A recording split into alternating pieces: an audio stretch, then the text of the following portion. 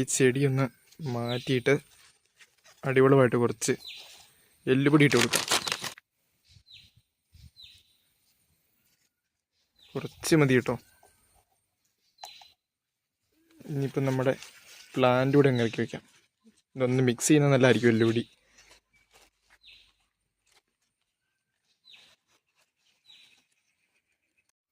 അപ്പോൾ ഞാൻ നമ്മുടെ കച്ചോലം അങ്ങനെ ചെടിച്ചട്ടിയിലേക്ക് നട്ട് സെറ്റാക്കിയിട്ടുണ്ടേ.